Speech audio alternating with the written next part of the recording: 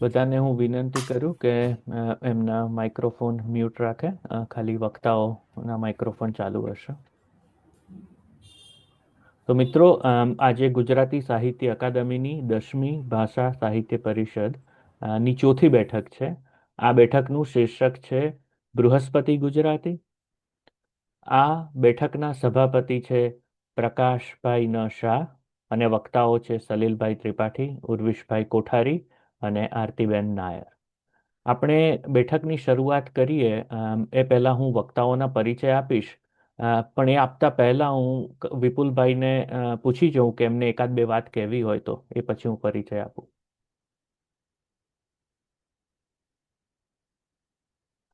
તમારે અનમ્યુટ કરવું વિપુલભાઈ, તમે અનમ્યુટ પર છો. સોરી. પ્રકાશભાઈ, અનિલભાઈ અને મિત્રો, આ બેઠકનું ઘણું મહત્વ છે આજના સંદર્ભમાં, કોઈ પણ યુગના સમયમાં પણ. એટલે આડી અવડી વાત કર્યા વગર પંચમભાઈને વિનંતી કરું કે આપણે વક્તાઓનો અને સભાપતિનો પરિચય આપે અને વક્તાઓને પેટ ભરીને સાંભળીએ. પંચમભાઈ. જરૂર. તો આજના જે બેઠકના સભાપતિ છે તે પ્રકાશભાઈ ગુજરાતના અગ્રગણ્ય અને આગવા સંપાદક, પત્રકાર, લેખક અને કર્મશીલ છે. તેઓ નિરીક્ષકના પખવાડી તંત્રી તરીકે પણ જાણીતા રહ્યા છે. તેઓ ગુજરાતી સાહિત્ય પરિષદના પ્રમુખ પદે પણ રહી ચૂક્યા છે. તેમનો જન્મ 12 સપ્ટેમ્બર 1940ના રોજ માણસા, ગુજરાતમાં થયો હતો. પિતાના વ્યાપાર વ્યવસાયને કારણે તેમનું પ્રાથમિક શિક્ષણ પંજાબના અમૃતસર તેમજ વડોદરામાં થયું. તેમણે માધ્યમિક શિક્ષણ સરસ્વતી મંદિર હાઈસ્કૂલ મણિનગરથી પૂર્ણ કર્યું અને રાજકીય વિજ્ઞાનમાં એમએની પદવી મેળવી. 1965માં પ્રકાશભાઈ HK આર્ટ્સ કોલેજમાં રાજકીય વિજ્ઞાનના પ્રોફેસર તરીકે જોડાયા. આ પૂર્વે તેઓ આરત નામની યુવા સંસ્થાના રચનાત્મક અને વૈચારિક જાગૃતિ અભિયાન સાથે જોડાયેલા હતા. તેઓ વિશ્વમાનવ માસિકના સંપાદન કાર્ય અને ગાંધી શાંતિ પ્રતિષ્ઠાનની પ્રવૃત્તિઓમાં પણ સક્રિય રહ્યા હતા. 1971માં પ્રોફેસર તરીકેની નોકરી છોડી તેઓ ભોગીલાલ ગાંધી સાથે જ્ઞાન ગંગોત્રી પુસ્તક શ્રેણીમાં સહસંપાદક તરીકે સરદાર પટેલ યુનિવર્સિટીમાં જોડાયા હતા. 1974માં નવનિર્માણ આંદોલનમાં સક્રિય રહેલા પ્રકાશભાઈ જનતા મોરચાના સહમંત્રી પદે રહ્યા હતા. રાજકીય કટોકટીની અંધાધૂંધી દરમિયાન નાગરિક અધિકારોની સમાપ્તિના વિરોધમાં તેમની મીસા હેઠળ ધરપકડ કરવામાં આવી હતી. શરૂઆતનો મહિનો પાલનપુર સબ જેલમાં અને ત્યારબાદ વડોદરાની સેન્ટ્રલ જેલમાં 10 મહિનાનો જેલવાસ ભોગવ્યો હતો. બાદમાં તેઓ પત્રકારત્વ ક્ષેત્રે સક્રિય બન્યા હતા. 1990 સુધી તેઓ જનસત્તા, લોકસત્તા સમાચાર પત્ર સાથે જોડાયેલા રહ્યા હતા. આ ઉપરાંત દિવ્ય ભાસ્કર, ગુજરાત ટુડે, ગુજરાત મિત્ર, સમકાલીન જેવા સમાચાર પત્રોમાં કટાર લેખન પણ કર્યું. તેમણે ગુજરાતી સાહિત્ય પરિષદના વહીવટી મંત્રી તરીકે 4 વર્ષ સુધી સેવા આપી હતી. મારી વાચન કથા દર્શક, રુદ્રવીણાનો ઝંકાર, ભાનુ અધ્વર્યુ તથા આચાર્ય કૃપલાણીની આત્મકથાના ગુજરાતી અનુવાદની તેમણે લખેલી પ્રસ્તાવના નોંધપાત્ર ગણાય છે. પ્રકાશભાઈ અમારી અકાદમીના માનદ અધ્યેતા પણ છે. તો પ્રકાશભાઈ, આ બેઠકમાં તમારું સ્વાગત છે. આ બેઠકના જે વક્તાઓ છે એમાં સલીલભાઈ ત્રિપાઠી, તેઓ લેખક અને સંપાદક છે. તેમણે ગુજરાતી તેમજ અંગ્રેજીમાં કાવ્યલેખન કર્યું છે. તેમણે કવિતા આપી છે. તેઓ પેન ઇન્ટરનેશનલની રાઇટર્સ ઇન પ્રિઝન કમિટીના board member, Commonwealth human rights ઇનિશિયેટિવના બોર્ડ મેમ્બર તથા distributing the peace prize Vaclav Havel સેન્ટરના ચેર. તેઓ કારવા મિન્ટના કન્ટ્રીબ્યુટિંગ એડિટર રહ્યા. તેઓ જૂન 2019થી બ્રિજ ઇન્ડિયા નામના થિંક ટેન્કમાં કન્ટ્રીબ્યુટિંગ એડવાઇઝર છે. સલીલ ત્રિપાઠીનો જન્મ મુંબઈમાં થયો હતો. તેઓ મુંબઈની ન્યૂ એરા સ્કૂલમાં ભણ્યા હતા અને મુંબઈની યુનિવર્સિટીની સિડનમ કોલેજમાંથી સ્નાતક થયા. સલીલભાઈએ યુનાઇટેડ સ્ટેટ્સની ડાઉટમાથ કોલેજમાંથી MBAની પદવી મેળવી. સલીલભાઈ ત્રિપાઠીના લેખો foreign policy, the wall street journal, the far eastern economic review અને ધ ઇન્ટરનેશનલ હેરાલ્ડ ટ્રિબ્યુન જેવા પ્રતિષ્ઠિત પ્રકાશનોમાં તેમજ ગુજરાતીમાં નિરીક્ષક, એતત તેમજ ઓપિનિયનમાં પ્રગટ થયા છે. Offence the Hindu case, the colonel who would not repent, the Bangladesh war and its unquiet legacy, detour, songs of the open road તથા the the Gujaratis a portrait of a community એમના પુસ્તકો છે.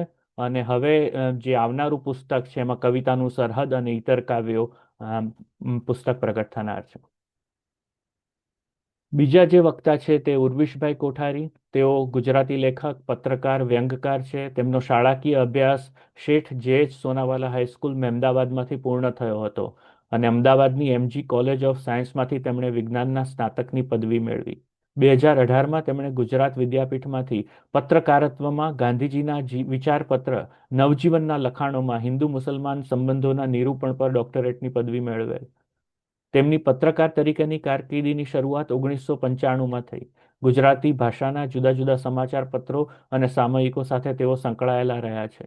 એપ્રિલ 2013માં તેમણે કાર્તિક શાહ તથા પત્રકાર મિત્રો દીપક સોલિયા અને દૈવત ત્રિવેદી સાથે મળીને સાર્થક પ્રકાશનની શરૂઆત કરી હતી, જેના અંતર્ગત 50થી વધુ પુસ્તકો પ્રકાશિત થયા છે. તે ઉપરાંત તેઓ ઓક્ટોબર 2013થી અર્ધવાર્ષિક સામયિક સાર્થક જલસોનું સંપાદન કરે છે. તેમણે ગાંધી, સરદાર પટેલ, જવાહરલાલ નહેરુ તેમજ બાબા સાહેબ આંબેડકરને સ્પર્શતા વિષયો પર અને ઐતિહાસિક મહત્વ ધરાવતા પરંતુ પ્રમાણમાં ઓછા પ્રચલિત એવા ગુજરાતી વ્યક્તિત્વ પર શ્રેણી ગુજરાતી જાયન્ટ્સ હેઠળ લેખો લખેલા છે. તેમના નામે ઘણા પુસ્તકો બોલે છે, જેમાં a plain blunt man, the essential Sardar Vallabhbhai Patel, મારી પત્રકારત્વ લેખનની સફર, પત્રકારત્વની જે પહેલા દાયકાની સફરનું સચિત્ર દસ્તાવેજીકરણ, નોખા ચીલે નવસર્જન, સરદાર સાચો માણસ સાચી વાત, 32 કોઠે હાસ્ય, જ્યાં જ્યાં હશે એક ગુજરાતી, ભદ્રમ ભદ્ર અનામત આંદોલનમાં, દિલના દરવાજે દસ્તક, જે ચંદુ મહેરિયા સાથે અનુવાદ, રજનીકુમાર આપણા સૌના, સાહિત્યકાર રજનીકુમાર પંડ્યાના ષષ્ઠી પૂર્તિ ગ્રંથનું સંપાદન, નગેન્દ્ર વિજય, મહેન્દ્ર મેઘાણી અને પ્રકાશન સાથે ચરિત્રાત્મક દીર્ઘ મુલાકાતો જેવું એમનું પ્રદાન છે. વળી એમને પારિતોષિકોમાં કાકા સાહેબ કાલેલકર પારિતોષિક તથા જ્યોતિન્દ્ર દવે પારિતોષિક એનાયત કરવામાં આવેલા છે. તો સલીલભાઈ અને ઉર્વિશભાઈ, તમારા બંનેનું સ્વાગત છે. ત્રીજા જે વક્તા છે તે આરતીબેન. દાયકાઓથી ગુજરાતમાં રહેતા મલયાલી પરિવારમાં નડિયાદમાં જન્મેલા આરતીબેનનો ઉછેર અમદાવાદમાં થયો હતો, જ્યાં તેમણે તેમના જીવનના પ્રથમ 27 વર્ષ વિતાવ્યા. ત્યાં તેમણે એક ઉદ્યોગ સાહસિક, લેખક અને નાગરિક સમાજની પહેલના સર્જક તરીકે પોતાની કારકિર્દીની શરૂઆત કરી. ત્યારબાદ તેમણે સમય મુંબઈમાં વિતાવ્યો અને છેલ્લા કેટલાક વર્ષોથી લંડનમાં સ્થાયી થયા છે. સાથે સાથે આ સમયગાળા દરમિયાન તેઓએ વ્યાપક પ્રવાસ પણ કર્યો છે.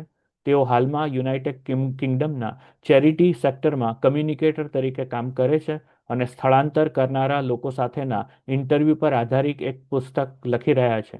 આ પુસ્તક સ્થળાંતરને કારણે સંસ્કૃતિ અને ઓળખ કેવી રીતે વિકસે છે તેના પર કેન્દ્રિત છે.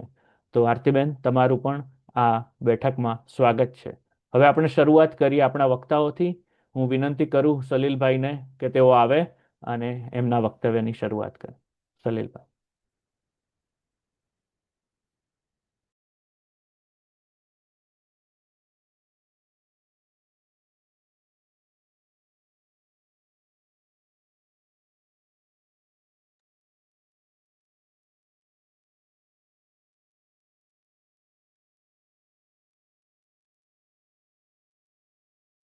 સોરી, 2 મિનિટ બાજુ ગયેલો. તમે મારો ઉલ્લેખ કર્યો? હા, તમારો ઉલ્લેખ કર્યો સલીલભાઈ. If you are ready.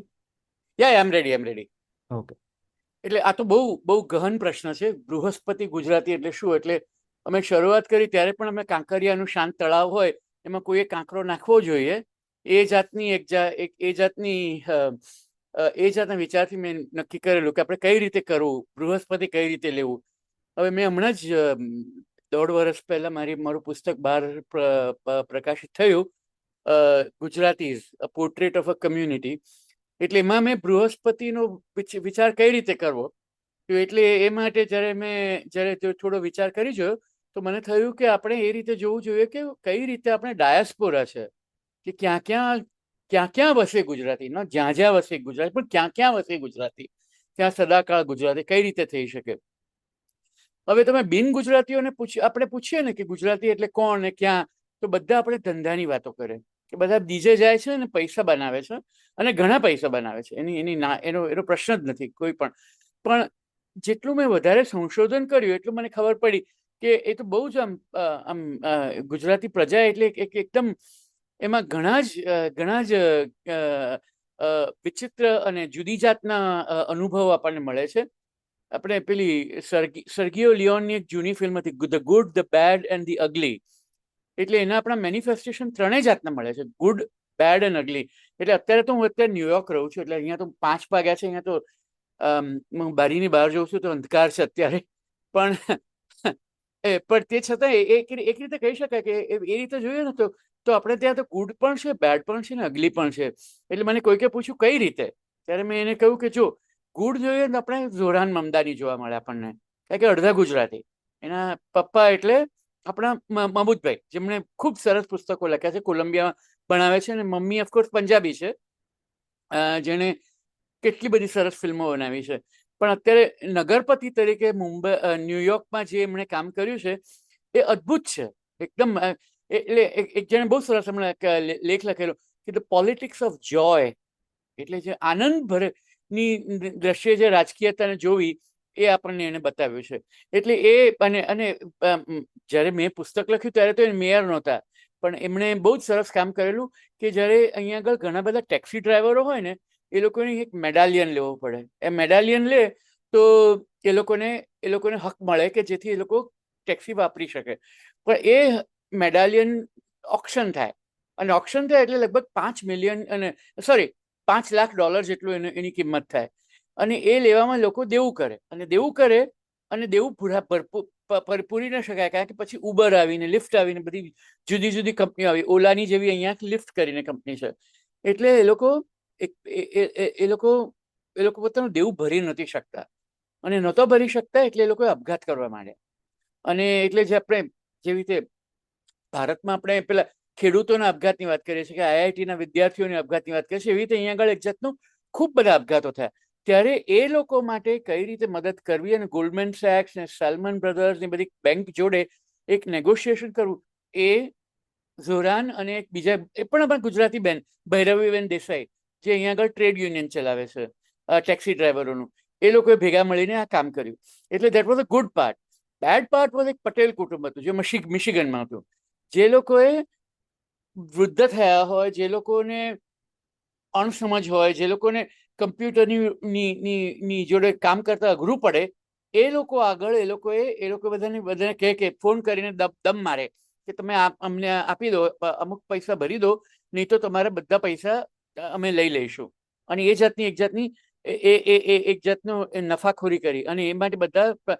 અને અગલી આપણે જોઈએ, the good, the bad and the ugly, એટલે કેશ પટેલ, જે અત્યારે એફબીઆઈના નેતા છે, એટલે લીડર છે, એટલે એના વર્ચસ્વ પર કામ કરે છે. એટલે એ રીતે આપણે બધી જ પ્રકારના મળે છે. પણ મને એમાં શું, અને વિપુલભાઈનો આમાં ઘણી જ મદદ પડી એમાં મને, કે જ્યારે હું આમ સંશોધન કરતો હતો ત્યારે એમણે કહ્યું કે આફ્રિકા પર તું ધ્યાન રાખ. ને જ્યારે મેં આફ્રિકામાં જોયું ત્યારે આફ્રિકાની આઝાદી માટે ઝામ્બિયા હોય, કેન્યા હોય, યુગાન્ડા હોય કે સાઉથ આફ્રિકા હોય, એમાં ગુજરાતીઓનો ઘણો જ મોટો ફાળો હતો. આપણે સાઉથ આફ્રિકા મને સૌથી વધારે ખબર છે, કારણ કે ત્યાં ઘણી વાર ગયો છું. એટલે ફ્રેની જીનવાલા, જે ત્યાંના સૌથી પહેલા સ્પીકર હતા પાર્લામેન્ટના, એ પછી ડુલ્લા ઓમાર જોઈએ, કે અઝીઝ પહાડ જોઈએ, કે પછી માંડેલાને આપણે કહીએ છીએ કે 27 વર્ષ જેલ ગયા. તે એકલા નહોતા ગયા, એમની જોડે 7 જણા ગયા હતા. એમાં એક હતા આપણા કાથીભાઈ, જે એને આખા દક્ષિણ આફ્રિકામાં એમનું નામ કાથીભાઈ કહેવાય છે. એ એટલે અહમદ કાથરાડા. એટલે આ બધા ગુજરાતીઓ એમની જોડે હતા. પછી મેક મહારાજ કરીને હતા. એટલે હવે ખૂબ બધા લોકોએ દક્ષિણ આફ્રિકામાં રંગભેદની નીતિનો વિરોધ કરવામાં ગુજરાતીઓ ખૂબ ખૂબ મહત્વનો ફાળો આપ્યો છે. અને એ પછી આપણે જોઈએ તો પછી ત્યાં આગળ પણ એની ક્રિકેટ ટીમમાં જોઈએ તો હશીમ મામલા છે, એ પણ ગુજરાતી હતા. અને પછી આપણે લંડન જઈએ, જ્યાં હું લંડન 20 વર્ષ રહ્યો હતો, એટલે ત્યાં. અને ત્યાં આપણે જોઈએ તો જયાબેન દેસાઈ એ સૌથી પહેલું ટ્રેડ યુનિયન બનાવ્યું હતું, જે મહિલાઓથી શરૂ થયું હતું. અને જેણે બહુ જ થેચર પ્રાઇમ મિનિસ્ટર નહોતા એ વખતે, હજુ લેબરની ગવર્મેન્ટ હતી, પણ તે છતાં એનો વિરોધ કરવો. અને ત્યારે મને કહે છે વી આર લાયન્સ, એમણે કહ્યું હતું. એટલે એ લોકો બધા એક ફોટોગ્રાફી, આપણે તમને યાદ હશે, આપણે જ્યારે આપણે કોડાક્રોમ ને એક્ટ્રાક્રોમના ફોટા પાડતા હતા, એટલે આપણે ઘણીવાર આપણે વિમાનમાંથી ઉતરીએ એટલે સામે એક એન્વેલપ મળે ને એન્વેલપમાં આપણે આપણી ફિલ્મ મોકલી દઈએ, એ લોકોને 5 પાઉન્ડ મોકલી દઈએ અને અઠવાડિયા પછી આપણને બધા ફોટા મળી જાય. એટલે જે ફોટા ધોવાની જે સ્ટુડિયો હતો એવો એક સ્ટુડિયો હતો અને ત્યાં એક એંગ્લો ઇન્ડિયન માણસ ચલાવતો હતો અને એણે ખૂબ બ્રુન્સવિક કરીને કંપની હતી અને એને ખૂબ અત્યાચાર કરતો હતો. એટલે he was treating his people very very badly. એને એની સામે ઊભા થઈને વિરોધ કરવો એ જયાબેને કર્યો. અને જયાબેન તો એ વખતે કેટલા હતા, એમની એ વખતે 5 કે 4.5 કે 5 ફૂટની વ્યક્તિ હતી અને એ વખતે એમણે ઊભા થયા અને એક બહુ જ સરસ ફોટો છે, જયાબેન એક બાજુ અને એમની બાજુમાં જોઈએ તો એક 6 ફૂટનો પોલીસમેન અને તે છતાં એનો વિરોધ કરવો. અને એ જે ગાંધીવાદનો જે અને આપણે સાઉથ આફ્રિકાની વાત કરી તો એમાં બધું શરૂઆત તો થઈ તો ગાંધીજી જ તરફથી ને. એટલે એ રીતે આપણે જોઈએ તો માત્ર પૈસા કમાવા માટે આપણી પ્રજા બહાર નથી ગઈ. એ લોકો ઘણા બધા કારણોસર ગયા છે અને એમાં એ લોકોએ માત્ર પોતાની પ્રગતિનો વિચાર નથી કર્યો, પણ આખી જે એ લોકો જે સમાજ સાથે ભેગા થયા હોય એ બધા માટે એ લોકોએ ઘણું કર્યું છે. અને એ માટે એ રીતે જો જ્યાં જ્યાં વસે એક ગુજરાતી ત્યાં સદાકાળ ગુજરાત, એટલું જ નહીં પણ ત્યાં ત્યાં બધે રહે એમની મીરાત. એ રીતે આપણે વાત કરવી જોઈએ.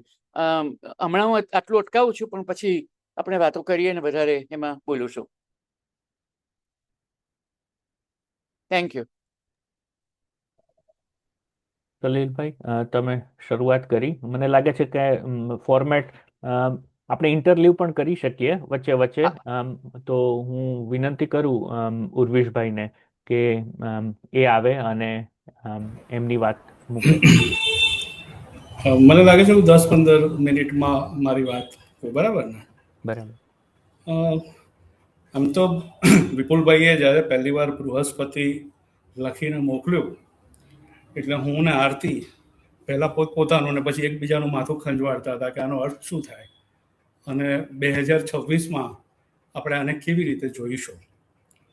એટલે આપણે આમ સામાન્ય રીતે બહુ શબ્દકોશ પ્રમાણે અને સામાન્ય જ્ઞાન પ્રમાણે જઈએ તો બૃહસ્પતિ એટલે ગુરુ અને આમ ટેકનિકલી કહીએ તો દેવોના ગુરુ. હવે દેવોના ગુરુ હોય તો અસુરોના પણ ગુરુ હોય.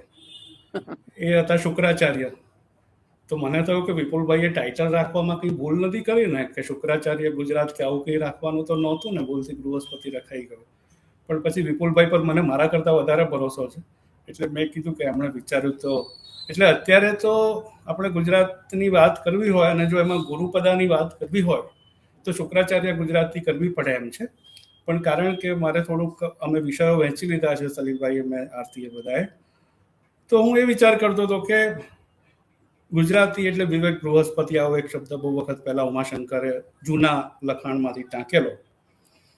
તો મને એવું થાય કે કોણ એટલે ગુજરાતી એટલે કોણ અને એક સામાન્ય વિવેક બૃહસ્પતિનો ગુણ શું હોય અથવા કયા કારણસર જૂના લોકોને અને પછી ઉમાશંકરભાઈને એવી આશા રાખવાનું મન થયું હશે કે આ ગુજરાતી વિવેક બૃહસ્પતિ હતા અને છે અને રહેશે કે કેમ. તો આમ બહુ જાડા ગુણોની વાત કરીએ, બહુ જાડા શબ્દોમાં, જાડા વિશેષણોમાં, તો અને નર્મદને યાદ કરીને તો પ્રેમ, શૌર્ય, દયા, કરુણા અને અલબત્ત જેમ સલીલભાઈએ કહ્યું તેમ પાછળથી ઉમેરાયેલો વેપાર, કે આ બધા લક્ષણો ગુજરાતીઓના. પણ છેલ્લા ઘણા વખતથી હું થોડું ઘણું લખતો થયો અને પછી બધે થોડું હળવા મળવાનું થયું ત્યારે મને પહેલો સવાલ તો એ થયો કે આપણે ગુજરાતી કોને કહીશું. એટલે 1960 પહેલા આ જે સવાલ હતો કે ગુજરાતી કોને કહીશું, એ એક બહુ વ્યાપક સવાલ છે.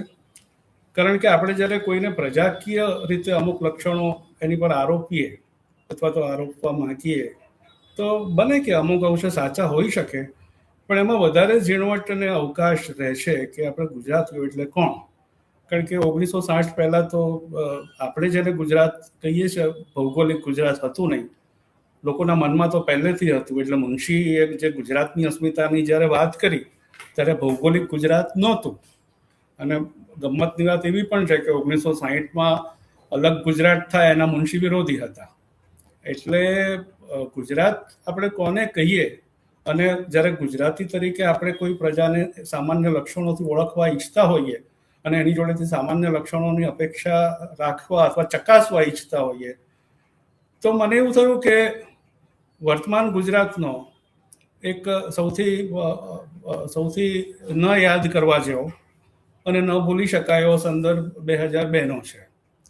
તો એમાં મેં જોયું કે ગુજરાત કોઈ એક ગુજરાત નથી.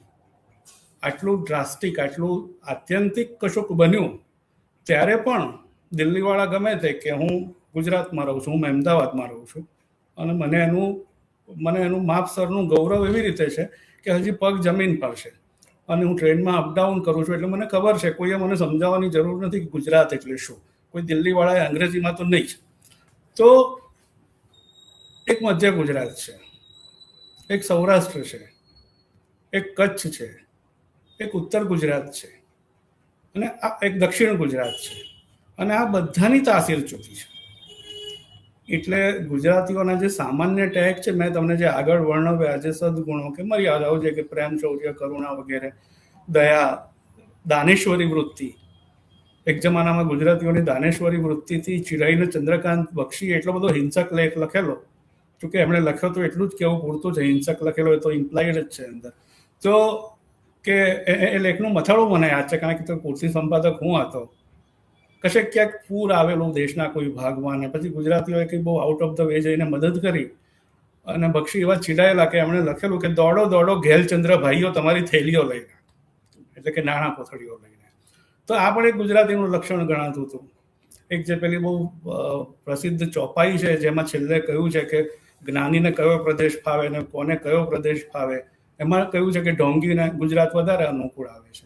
તો આવી બધી એક મિશ્ર છબીઓ વચ્ચે અને આવો એક પીછવાઈ કે આવા એક બેકડ્રોપ વચ્ચે કોઈ એક ગુજરાતનો વિચાર તો હું કરી શકતો નથી ભૌગોલિક રીતે. જે રીતે સલીલભાઈ આખું વર્ણન આપ્યું કે પરદેશમાં ક્યાં ક્યાં કેવી રીતે ગુજરાતીઓ સારું નરસું બધા જ પ્રકારનું કામોમાં છે. પણ કારણ કે આજે આપણે એક પ્રશ્નની વાત કરવા બેઠા છીએ કે ભાઈ ગુજરાત બૃહસ્પતિ છે કે નહીં, તો મને એવું થયું કે આપણે એવું સહેજ યાદ કરી લઈએ કે કયા કયા ક્ષેત્રો એવા હતા કે જેમાં ગુજરાતે દેશ દુનિયાને કંઈ આપવાનું હતું અને એ આપી શકીએ એવી બહુ જ ઉજ્જવળ સંભાવના ઊભી થયેલી, અને થોડો વખત માટે એ શક્ય બન્યું અને પછી એ વિખેરાઈ ગયું. તો એનું એક સહેજ સ્મરણ એટલા માટે કરીએ કે બહુ જૂના ભૂતકાળની વાતો નથી કે ભાઈ હેમચંદ્રાચાર્યના જમાનામાં અને સિદ્ધરાજ જયસિંહના જમાનામાં શું ગુજરાત હતું એની અત્યારે વાત કરવાથી કંઈ બહુ અર્થ સરે એમ નથી કે સોમનાથમાં ગુજરાતનું શું થયું.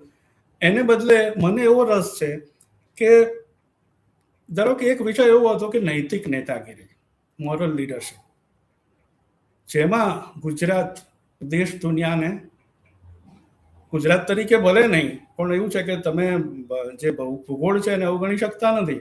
એટલે ગાંધીજી ગુજરાતમાં જન્મ્યા હતા તો જન્મ્યા હતા. હવે હકીકતમાં તો મારે એમ કહેવું જોઈએ કે ગાંધીજી સૌરાષ્ટ્રમાં જન્મ્યા હતા, કારણ કે એ વખતે ગુજરાત અને સૌરાષ્ટ્ર અલગ હતા. પણ આજે આપણે એક સામાન્ય સમજની રીતે કહીએ તો ગાંધીજી થકી અને એમના જે ઘણા બહુ જ બધા સારા અનુયાયીઓ આવ્યા, એટલે કે ગાંધીજીની એક પેઢી પછી પણ, અને અહીંયા જે વડીલો છે એ મારી સાથે સંમત થશે કે સૌરાષ્ટ્રમાં એક એવું મજબૂત વાતાવરણ બનેલું રહ્યું એ મોરલ લીડરશિપનું, નૈતિક નેતાગીરીનું, કે જે મોડેલ બીજા લોકોએ તો જવા દો, ગુજરાતના બીજા ભાગોમાં પણ એ ન ગયું, પણ એ ગાંધીજી અને ગાંધીજીની અસરને કારણે સૌરાષ્ટ્રમાં એક જે રચનાત્મક કાર્યથી માંડીને બીજી એવી બહુ જ બધી વસ્તુઓ થઈ કે જેને કારણે એક માહોલ 10, 15, 20 વર્ષ સુધી એક આપણે જેને મોડેલ કહીએ છીએ, અથવા તો બહુ કુખ્યાત રીતે હવે જેને ગુજરાત મોડેલ કહેવામાં આવે છે, તો એવું એક પોઝિટિવ ગુજરાત મોડેલ મોરલ લીડરશિપમાં ચોક્કસપણે ગાંધીજી અને ગાંધીજીની અસર, હું એકલા ગાંધીજી નથી કહેતો, કોઈ એક માણસ ગમે એટલો મહાન હોય ને આઇસોલેશનમાં રહીને જતો રહે તો એની મારે મન બહુ વેલ્યુ નથી, પણ એમણે સામાજિક અસર જે પાડી, સમાજના લોકો પર જે અસર પાડી, એક બહોળા સમુદાય પર, અને સૌથી વધારે ઝીલાઈ સૌરાષ્ટ્રમાં, અને સૌરાષ્ટ્રમાં એને અનુસરીને ઘણું કામ થયું. તો મને એમ છે કે એ એક મોડેલ એવું હતું ગુજરાત પાસે કે જેમાં ગુજરાત ખરા અર્થમાં બૃહસ્પતિ હોવાનો કંઈક આધાર સાથે, કંઈક સબસ્ટન્સ સાથે દાવો કરી શકે.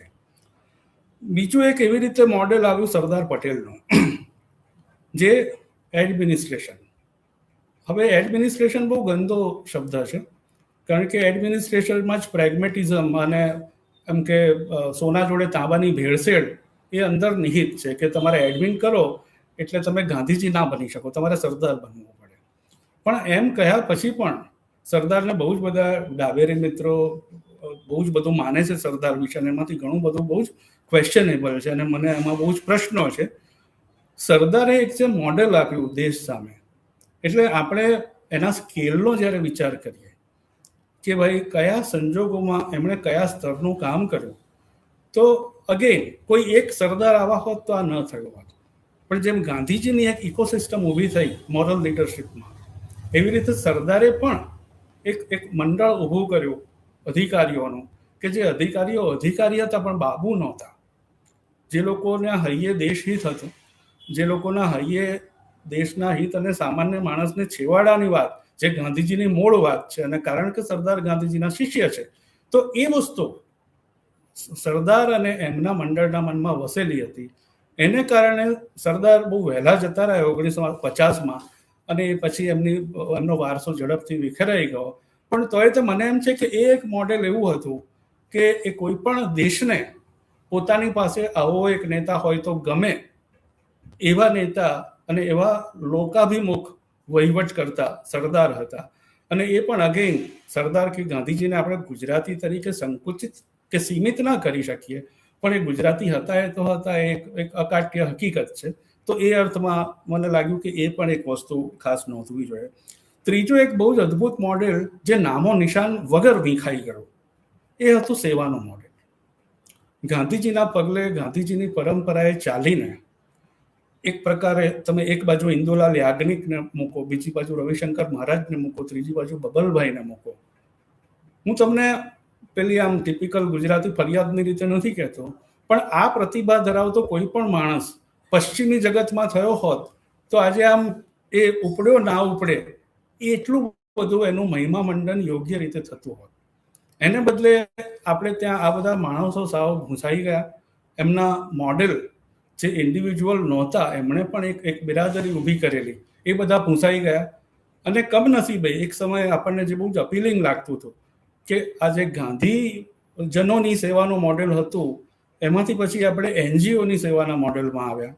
અને મને એનજીઓ સામે વસ્તુતઃ કશો વાંધો નથી, પણ સંઘર્ષ અને સેવા કરતા કરતા એ જે સુંવાળપમાં અને સરકાર સાથે ગોઠવી લેવામાં સરી પડ્યા, એમાં પેલું જે ગાંધીજનોની સેવાવાળું આખું જે આપણે દુનિયાને આપી શકીએ એમ હતા, જે બૃહસ્પતિ બનવાની વાત છે, તો એમાં એ આપણી પાસે એક નક્કર વસ્તુ હતી, એ પણ આ રસ્તે ગઈને વિખાઈ ગઈ. અને છેલ્લી એક વાત કરું તો એ લોકલક્ષી સાહિત્ય અને બૌદ્ધિકતાની. હું બિલકુલ જ એવું માનું છું, કશા જ ગેરવાજબી ગૌરવ વિના, કે મેઘાણી, ઉમાશંકર, દર્શક, આ બધા દુનિયાની કોઈ પણ ભાષાના મહાનમાં મહાન લેખકો જોડે ઊભા રહી શકે એવા છે. અને આમાં હું જરાય પ્રાંતીયતા કે પ્રાદેશિકતાનું ગૌરવ નથી લાવતો. એ લોકોની જે કક્ષા હતી અને એ લોકોનું જે સર્જન છે, આમાં કોઈના કહેવા માનવાની વાત નથી.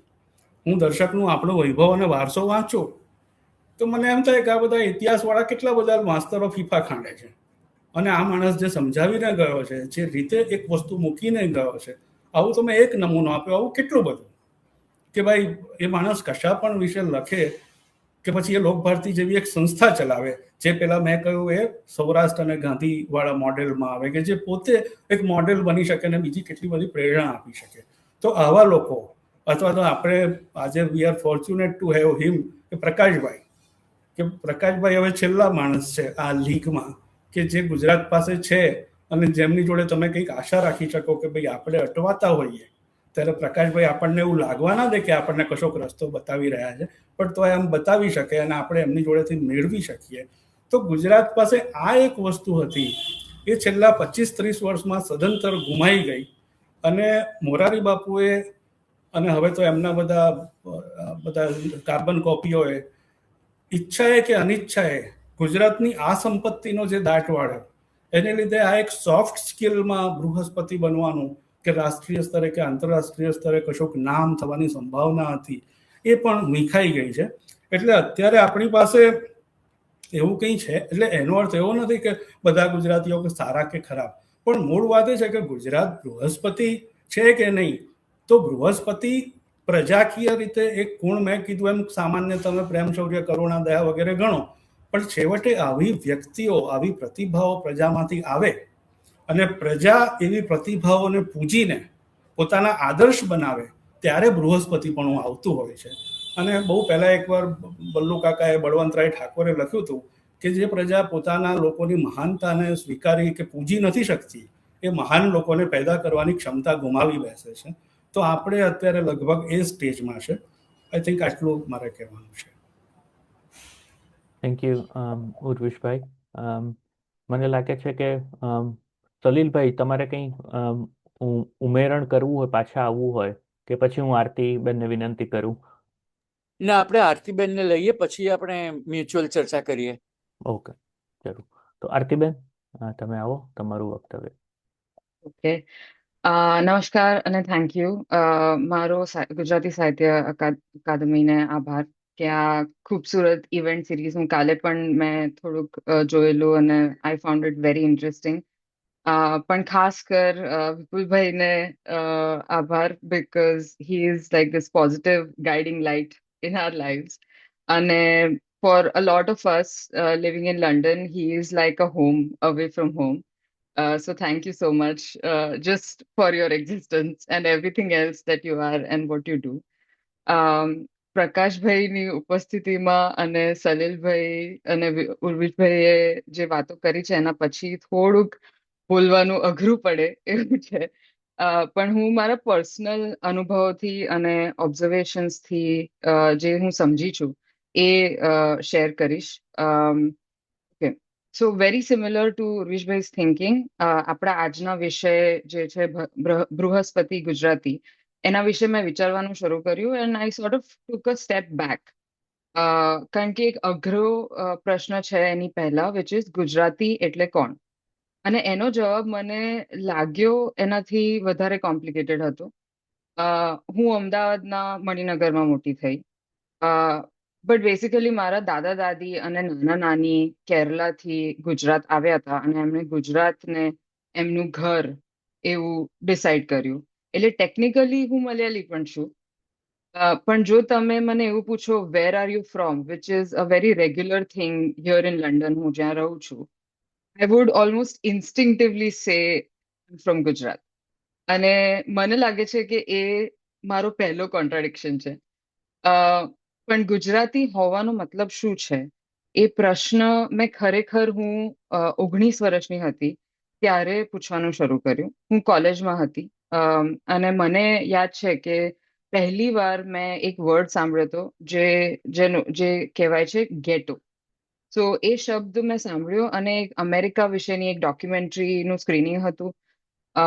ગેટો એટલે કે એક શહેરનો એવો વિસ્તાર જ્યાં કોઈ એક સમુદાયના લોકો રહેતા હોય અને ખાલી એટલા માટે નહીં, પણ આ વિસ્તાર શહેરના બીજા ભાગોથી એક રીતે અલગ પડતો હોય.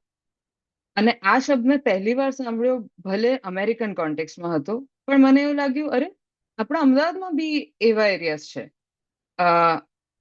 એ વખતે અચાનક મને એવું લાગ્યું કે આ આખી વસ્તુ એટલી અલગ કેમ છે? અને જે મેપ, અમદાવાદનું મેપ જે હું ઓળખતી હતી, એ મને પોલિટિકલી કંઈક અલગ દેખાવા લાગ્યું. So this was when I was 19. એ વખતમાં પહેલી વાર હું જુહાપુરા ગઈ એક વોલેન્ટિયર તરીકે. ત્યારે મને ખરેખર એક્સપેક્ટેશન એવી હતી, વિયર્ડલી અને ફનીલી નાવ, કે ત્યાં બંદૂકો દેખાશે, કારણ કે એવી જ વાત થતી હતી હંમેશા. સો અમદાવાદનો આ એક મુસ્લિમ ડોમિનેટેડ એરિયા છે જેને 2002 પછી પોપ્યુલરલી મિની પાકિસ્તાન કહેવામાં આવતું હતું. અને અમે જે કમ્યુનિટીમાં ગયા ત્યાં મને એવું દેખાયું કે અમારા જેવા નોર્મલ લોકો હતા, which again sounds weird because they were going to be normal. પણ જે આખી વાત ઊભી કરવામાં આવી હતી એ એરિયા વિશે, that had gotten me confused. So મારા મિત્રો જેવા, મારા જેવા નોર્મલ લોકો હતા, કોઈ જ બંદૂકો નથી. અને એ રિયલાઇઝેશન પરથી a lot of things changed in my head. અને અમે એવા બાળકોને મળ્યા જે ફક્ત ઇંગ્લિશ બોલવા શીખવા માંગતા હતા, કે એમને થોડુંક એ ઇવન સોરી કે થેન્ક યુ અને એની આગળ કંઈક બોલી શકે. ઇવેન્ચ્યુઅલી અમે ત્યાં ભણાવવાનું ચાલુ કર્યું અને રેગ્યુલરલી એ એરિયામાં જવાનું શરૂ કર્યું. અમને એક જગ્યા ઇન્ટરેસ્ટિંગલી આપવામાં આવી હતી જે સવારે અને સાંજે મદ્રસાની રૂપે યુઝ થતી હતી. અને હું વારંવાર ત્યાં જતી હતી. ધીમે ધીમે મને એવું લાગ્યું કે જે ગુજરાત હું જાણતી હતી એ એકમાત્ર ગુજરાત નથી. અને કદાચ એના કરતાં પણ ઇમ્પોર્ટન્ટ વસ્તુ કે જે લોકોથી મને ડરવાનું શીખવવામાં આવ્યું હતું એમને પણ મને ઓળખવાની કોઈ તક નથી. So it was almost like a distance between who Ahmedabad's. And in a way, it applies to Gujarat as well.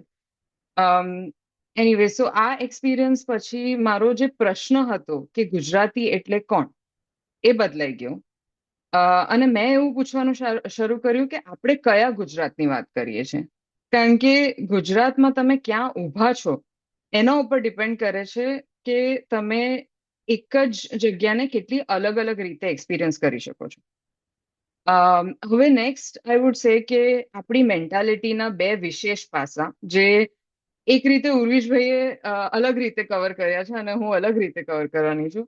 એમાંથી પહેલી વસ્તુ છે એક રીતની અપવર્ડ મોબિલિટીનું સેલિબ્રેશન, પણ સોશિયલ પ્રોગ્રેસ પર ક્વેશ્ચન ના કરવું. તો આપણે એક વાત બહુ ખૂબ સારી રીતે કરીએ છીએ જે છે કે હું આગળ કેવી રીતે વધીશ. તે રોડ પર હોય, કોઈ જોબમાં હોય, કોઈ બિઝનેસમાં હોય, પણ કદાચ બીજો ક્વેશ્ચન પૂછવામાં આપણે થોડા એટલા બધા કમ્ફર્ટેબલ નથી કે આ સિસ્ટમ કઈ રીતે કામ કરે છે અને આપણે બધા આગળ કેવી રીતે વધીશું. સો આઈ થોટ કે આપણે જે ઇન્ડિવિજ્યુઅલ મોબિલિટીને સેલિબ્રેટ કરીએ છીએ કે whether it is are politicians કે આપણા જે હિસ્ટોરિક જે લોકો થઈ ગયા છે કે આજના લોકો, એને બહુ જ સારી રીતે આપણે એમ વખાણ કરીએ છીએ, પણ કલેક્ટિવ પ્રોગ્રેસ જે છે કે આપણે એજ્યુકેશન કેવું હોવું જોઈએ, સ્ટેન્ડર્ડ ઓફ લિવિંગ કેવું હોવું જોઈએ, પબ્લિક ઇન્ફ્રાસ્ટ્રક્ચર, એટલીક વસ્તુઓમાં ઓલમોસ્ટ એવું છે કે પબ્લિક ડિસ્કોર્સમાં તમે ક્વેશ્ચન નથી કરી શકતા and those are of limits that you cannot ask questions on, and if you want to કે તો તમારે થોડુંક હશ હશ કરીને તમારે થોડું ધીમે બોલવું પડે. અને એ એક્સપિરિયન્સ આઈ એમ શ્યોર કે તમે લોકોએ બી કર્યું હશે કે પણ મારી જનરેશને બહુ જ ચોખ્ખી રીતે એ કર્યું છે. I would say from the start of our lives. So we don't have a before, we only have the after of this experience. બીજી વસ્તુ I would say is about in a sense purity, food અને community. There is a complicated idea around purity. અને food એનો ખૂબ સારો example છે, હું એવું માનું છું. ગુજરાતમાં અમે એવા એન્વાયરમેન્ટમાં મોટા થયા જ્યાં વેજીટેરિયન હોવું એ ખાલી એક કોઈ ડાયટરી ચોઇસ નથી, એ મોરાલિટીનો પાર્ટ છે, એ ફેમિલી, કમ્યુનિટી, રિસ્પેક્ટેબિલિટીનો પાર્ટ પણ છે. એનો પર્સનલ એક્ઝામ્પલ હું આપીશ કે મારી મમ્મીની 25 વર્ષ જૂની ફ્રેન્ડ્સ, એમનો આખો એક ગ્રુપ છે. એમાં કોઈ નથી એવું જાણતું કે અમે નોન વેજીટેરિયન ફૂડ ખાઈએ છીએ. એટલે એગ્સ કે ચિકન કે એવી કોઈ બી વસ્તુ જ્યારે ઘરમાં આવે ત્યારે બ્લેક પ્લાસ્ટિકની કોથળીમાં આવે. અને મને આ વાત બહુ જ ફેસિનેટિંગ લાગે અને even as a kid I use to find it fascinating કે એ મારી મમ્મી શું ખાય છે એ વાત ઇમ્પોર્ટન્ટ નથી, પણ જો લોકોને ખબર પડશે તો એ અમારા વિશે શું વિચારશે એ વસ્તુ વધારે ઇમ્પોર્ટન્ટ છે આમાં. બાય ધ વે, એક અનરિલેટેડ વસ્તુ, એક બીજી વસ્તુ જે બ્લેક થેલીમાં અમને મળતી હતી was my sanitary pads. So I used to find it funny because basically black theli represents everything that we are ashamed of or what we want to hide. However, I would say કે આ બધી વાત વિશે ક્યાંક ને ક્યાંક મેં ગુજરાતી હોવાનો ગર્વ પણ અનુભવ કર્યો છે. ખાસ કરીને ઇન્ડિયા છોડ્યા પછી. એકચ્યુઅલી આઈ થિંક કે ઇન્ડિયા છોડ્યા પછી હું પહેલી વાર ઇન્ડિયન બની છું. એની પહેલા હું ઇન્ડિયન હતી, but I did not realize that I was an Indian before I left, and I'm sure that Salil bhai also agrees in many ways on the same subject. જ્યારે હું પહેલી વાર યુકે આવી ત્યારે મને બે એકદમ અનરિલેટેડ અને ડિફરન્ટ ગુજરાતી ફેમિલીઝે સપોર્ટ કરી. એક હિન્દુ ફેમિલી હતી, લંડનની નજીકના એક નાના ટાઉનમાં રહેતી, જે લોકોને હું પહેલા ક્યારેય નથી મળી. એ લોકો મને એરપોર્ટ પર લેવા આવ્યા, એક કપલ અને એમના બે છોકરા. અને એ આજાની કન્ટ્રીમાં they taught me how to navigate through everything, how to live here. અને લગભગ 6 વીક સુધી હું એમના ઘરે રહી, for free, lodging, boarding, food, living like their family member, no questions asked. Actually, they never asked me to leave, but I needed to live in London to study. અને મને એવું થયું, આવું કોણ કરે? અને આન્સર હતો કે ગુજરાતીઓ આવું કરે. The second example that I have is again લંડનમાં રહેતા માણસ હતા, જેમને મારી એક ફ્રેન્ડને એક બહુ જ ડિફિકલ્ટ ટાઈમમાં સારી રીતે સપોર્ટ કરી. જ્યારે હું સ્ટુડન્ટ તરીકે લંડન આવી ત્યારે એમને મારો રેન્ટ સબસિડાઇઝ કર્યો, which is absolutely unheard of in London. He did not charge me extra for electricity, water bills or anything. અને જ્યારે પણ એ મને મળે ત્યારે ફક્ત એમને એક જ વસ્તુ જોઈતી હોય કે મારે ગુજરાતીમાં વાત કરવી છે. હવે એ મુસ્લિમ હતા અને એમને 25 વર્ષ પહેલા આઈ થિંક ગુજરાત છોડ્યું હતું, પણ મારા માટે એ પહેલા ગુજરાતી હતા, કારણ કે એમને પોતાની ભાષા બોલવાની એટલી બધી ઈચ્છા હતી, એવી ભાષા જે એમના બચ્ચાઓ પણ નતા બોલી શકતા. So it was this craving that he had to speak Gujarati, which I found very interesting in London. એટલે મારા પ્રમાણે આ બંને લોકો ખૂબ અલગ હતા, એમની ફેમિલીઝ બહુ જ અલગ હતી. They probably won't fit into one room. Different religions, different lives. પણ એમની અંદર એક વાત કોમન હતી કે બીજા ગુજરાતીને કદાચ કાં તો બીજા સિમ્પલ એક માણસને આપણે કેવી રીતે હેલ્પ કરી શકીએ, અને આ આપણી રિસ્પોન્સિબિલિટી છે. અને આ વાત થી મને ગુજરાતી હોવાનો ગર્વ છે. પણ આજે હવે હું જોઉં છું, now it's been 7 years since what I'm talking about. તો બેક હોમ મને એવું લાગે છે કે ઘણી બધી વસ્તુઓ વધારે કોમ્પ્લિકેટેડ થઈ ગઈ છે, and I don't want to get into the reasons અને the rational of why. I am just getting to the end result of it. કે એવું બધું સાંભળવા મળે છે કે હું મુસ્લિમ પર્સનને હાયર ના કરું અમદાવાદમાં.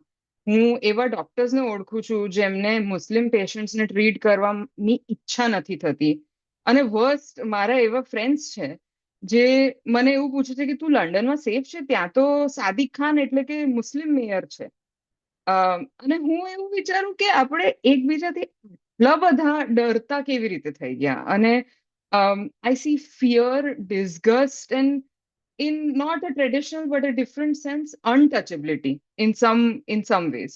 એટલે આ કુટેવોને આપણે એનું અનલર્નિંગ કેવી રીતે કરીશું, એ એક ક્વેશ્ચન મને આવે, જેના પર કદાચ આપણે ચર્ચા કરી શકીએ આજે કે ક્યારે બી.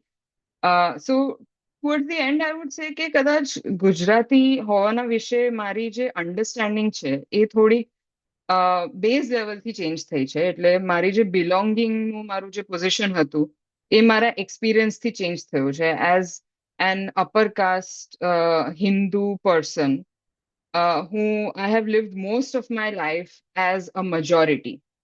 So I've had obviously certain kind of privileges. First time when I've moved to London, I'm living as a minority, and I have realized that there is no fun in it. There is no fun to be a minority.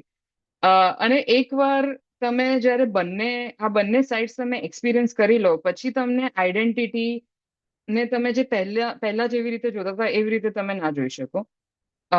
એટલે Bing Gujarati આજે મારા માટે શું છે? મને આપણી કમ્યુનિટીની એન્ટરપ્રાઇઝિંગ પર ખૂબ ગર્વ છે, આપણી જેનરોસિટી પર ગર્વ છે. પણ સાથે સાથે મને એવી ચિંતા છે કે આપણે શું બની રહ્યા છે. એટલે બૃહસ્પતિનું મિનિંગ મારા મનમાં, again I feel similar to what Urvishbhai said, is being a great human being and being a great citizen. So if we are able to do both of that, then we become Brihaspati. અને આપણે આપણી જે success છે એને બહુ જ સારી રીતે સેલિબ્રેટ કરીએ છીએ, બટ આઈ ફીલ કે આપણી જે આ ફોલ્સ પ્રાઇડ છે એ ઘણીવાર આપણને સેલ્ફ ક્રિટિસિઝમ નથી કરવા દેતી. અને અગર આપણે ક્રિટિસાઇઝ નથી કરી શકતા, આપણે અકનોલેજ નથી કરી શકતા, એટલે આપણે ચેન્જ નથી કરી શકતા. સો કદાચ આપણે એક યુનિકલી સારા લોકો બી નથી, જેમ સલીલભાઈએ કીધું the good, the bad, the ugly. So we are everything. We are not just one people. So extraordinary generosity બી છે અને extraordinary prejudice બી છે. પણ મારે લાસ્ટ વાત એવી કહેવી છે કે મારે એક એવી ગુજરાતી આઈડેન્ટિટી ઇનહેરિટ નથી કરવી જે ખાલી wealth, enterprise, vegetarianism or I think political pride પર બેઝડ હોય. મને એ આઈડેન્ટિટી નથી જોઈતી જે કોઈ માણસને અનકમ્ફર્ટેબલ ફીલ કરાવે. મને એ આઈડેન્ટિટી જોઈએ છે જે કોઈ અજાણ્યા માણસ માટે પોતાનું ઘર ખોલે, પોતાની ફેમિલી તરીકે એમને એક્સેપ્ટ કરે. અને ડેફિનેટલી એ આઈડેન્ટિટી જોઈએ છે જે બ્લેક થેલીની પાછળ લોકોને સંતાવવાનું જરૂર ના લાગે એવું ટ્રાય કરે. So yeah, that's what I want to say. Thank you, અને probably we can open for discussion. ખૂબ ખૂબ આભાર આરતીબેન. આપણી પાસે હજી સમય છે પ્રકાશભાઈને આપણે આમંત્રિત કરીએ પહેલા. તો સલીલભાઈ, તમારે કંઈ પૂર્તિ કરવી હોય કે ઉમેરણ કરવું હોય? આરતીએ તો કેટલી બધી મહત્વની વાતો કહી છે, એટલે ઘણું જ કહેવું પડે. એટલે હું તો માત્ર એક બે પંક્તિ કહીશ. અને એક તો એ કે આરતીનું ગુજરાતી સાંભળીને ખૂબ આનંદ થયો, કારણ કે મારી જે વ્યાખ્યા છે મેં મારા પુસ્તકમાં જે લખી છે એ Gujarati is one who feels Gujarati. એટલે તમે કેરાલાથી આવ્યા હો, જે આરતીની અંગત વાર્તા છે, કે તમે શીખ હો, જે મારા એક પડોશી હતા, હું જ્યારે દાટમતમાં ભણતો હતો ત્યારે. તમે ગુજરાતી જ છો. જસપ્રીત બુમરાહ ગુજરાતી છે, ઇરફાન પઠાણ ગુજરાતી છે, રતન ટાટા ગુજરાતી છે. એટલે એનો વિરોધ કરાય જ નહીં આપણાથી. ઉમાશંકરે કહ્યું ને કે ગુજરાત એવો તે કેવો ગુજરાતી જો હોય કેવળ ગુજરાતી. આપણે માત્ર ગુજરાતી બની જ ન શકીએ. આપણે તો વિસ્તૃત છીએ, આપણે બૃહસ્પતિ છીએ, અને આપણે બધાને આપણી વિશાળતામાં આપણે સ્વીકારવાના છે. અને જે 2002નો ઉલ્લેખ ઘણા ઉર્વિશે પણ કર્યો, મારે નહોતો કરવો કારણ કે હું તો દૂર રહું છું, પણ આરતી તો ત્યાં હતી ત્યારે, અને ઉર્વિશ પણ ત્યારે હતો ત્યાં આગળ. એટલે એ લોકોએ તો જોયું છે, અનુભવ્યો છે. એટલે એ જે ફાટ પડી છે કે જ્યારે તમે જુહાપુરા જવું હોય એટલે તમને તમારો રિક્ષાવાળો કે કેમ તમે પાકિસ્તાન જવા નીકળ્યા એમ જે કહે છે, એ વસ્તુ હોવી જ ન જોઈએ આપણે ત્યાં આગળ. આપણે જ્યારે ગાંધીજીના આપણા અનુભવો, આશ્રમના અનુભવો જોઈએ, અને જે રીતે આપણે લોકોનો સ્વીકાર કર્યો છે, અને જે રીતે આપણે એકબીજાને આપણા પરસ્પર આપણા એક બે મિત્રો બન્યા છે, એની જે ફાટફૂટ પડવા માંડી છે, એ અત્યારે એક મોટી એટલે ટ્રેજેડી. આઈ મીન એ બીજું કંઈ જ ન કહી શકાય. અને એનો વિરોધ કરવો એ બહુ અગત્યની વસ્તુ છે. ને એટલે આરતીની વાતો સાંભળીને, ઉર્વિશની વાતો સાંભળીને ખૂબ આનંદ થયો. એટલે મારે ખાલી એટલું જ કહેવું હતું અત્યારે. જરૂર, આભાર. પ્રશ્નોત્તરી આપણે પછી લઈશું ભદ્રાબેન, પહેલા વક્તાઓની વાતો પૂરી થાય. સમય હશે તો લઈશું, પણ ચેટમાં તમે મૂકી શકો છો જે કંઈ તમારે કમેન્ટ મૂકવી હોય. બીજા કોઈને ફરી કંઈ વાત કરવી છે ઉર્વિશભાઈ? હા, કંઈક એક તો અશોકભાઈએ મને યાદ કરાવ્યું, એટલે કે જેમ મેં જુદા જુદા ક્ષેત્રોમાં આપણે જેમાં બૃહસ્પતિ હોઈ શકતા હતા એની વાત કરી, એમાં એમણે વિજ્ઞાનમાં વિક્રમ સારાભાઈ હોમી બાબાને યાદ કર્યા. એ તો ખેર એટલે ચોક્કસ જ એ નામો છે ને જેમાં આપણે હતા ને જેમાં હવે આપણે એકદમ અવૈજ્ઞાનિકતાના રસ્તે છીએ, અવૈજ્ઞાનિકતાના. એવી રીતે બીજા ઘણા બધા નામો છે. મારે અહીંયા બધાનો ઉલ્લેખ નહોતો, મારે ખાલી મુદ્દો કરવો હતો. મેં અંગ્રેજીમાં ધ પ્રિન્ટ પર આવી ગુજરાતીઓની એક શ્રેણી કરેલી, જે પછી ગુજરાતી બીબીસીમાં પણ કરી, જેમાં ભગવાનલાલ ઇન્દ્રજીને, જયકૃષ્ણ ઇન્દ્રજીથી માંડીને બહુ જ બધા જેમણે બહુ જ મોટું કામ પોતપોતાના ક્ષેત્રોમાં કર્યું છે. અને મને જે ગુજરાતી હોવાનો ગૌરવ છે કે આરતીની શબ્દોમાં કે એની અભિવ્યક્તિમાં કહું તો મારે જે ગુજરાતનો વારસો, હું જે ગુજરાતનો વારસદાર થવા ઈચ્છું છું, એ ગુજરાત છે ને એ ગુજરાતીઓ છે કે જેમણે આવું કશું કામ કર્યું અને જે આટલી બધી પ્રેરણા આપણા માટે મૂકીને ગયા. પણ હવે એવું છે કે એક બાજુ ઈચ્છીએ છે, ઈચ્છા વિશે બહુ બધું લખાયું છે, એટલે એના વિશે મારે કંઈ કહેવું નથી. પણ બીજી બાજુ વાસ્તવમાં જીવીએ છે, અને જ્યારે વાસ્તવમાં જીવીએ છીએ ને ઈચ્છાઓનો જે ટકરાવ થાય છે, એ જ પછી આપણને મોંઘા રહેતા અટકાવે છે. અને થોડીક પ્રકૃતિવશ ને થોડુંક આ ભીષને કારણે તમારે એવી બહુ જ બધી વસ્તુઓ કહેવી પડે છે કે જેને કારણે તમને કોઈ તમે આવા ગુજરાતના વારસદાર બનવાનું ઝંખતા હોવા છતાં તમને કોઈ ગુજરાત વિરોધી કહી જાય તો એ તમારે સાંભળી લેવું પડે અને હસી કાઢવું પડે કે સારું ભાઈ, તો આવું ગુજરાત જો ગુજરાત હોય તો આપણે ગુજરાત વિરોધી જ ભલા છીએ. બસ આટલું જ કહેવાનું છે. આભાર. મને લાગે છે કે બધા વક્તાઓએ એમની વાત મૂકી દીધી છે. હવે બીજી જો કંઈ વાત ન હોય તો આપણે પ્રકાશભાઈને આમંત્રિત કરીએ. પ્રકાશભાઈ સભાપતિ તરીકે એમની વાત મૂકે. અનમ્યુટ કરવું પડશે.